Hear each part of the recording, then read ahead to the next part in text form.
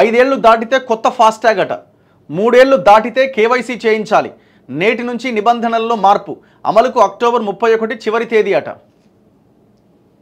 So ఇది ఫాస్టాగ్కి సంబంధించి.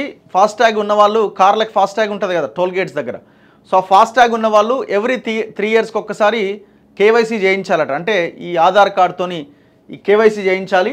And రెండోది ఏంటంటే 5 ఏళ్ళు కనుక దాటితే మీ ఫాస్టాగ్ కొత్తది మళ్ళీ తీసుకోవాలి. అసలే ఆ టోల్ గేట్ల దగ్గరే బిల్లుతో మోతమవుతున్నది, మళ్ళా కొత్తది తీసుకొని మళ్ళా చేసి. ఫాస్టాగ్ నిబంధనలు గురువారం నుంచి మారుతున్నట్లు national payments corporation of India ప్రకటించింది.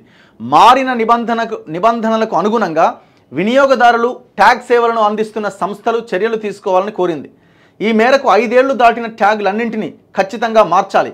3 ఏళ్లు దాటితే తప్పనిసరిగా కేవైసీ చేయించాలి.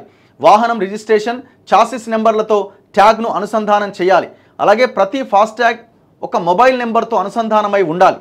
కొత్త వాహనం అయితే కొనుగోలు చేసిన 90 రోజుల్లోపు వాహనం నెంబర్ను ఫాస్టాగ్ డేటాబేస్లో అప్డేట్ చేయించాలి. అలాగే వాహనం ముందు భాగం స్పష్టంగా కనిపించేలా ఫోటో అప్లోడ్ చేయాలి.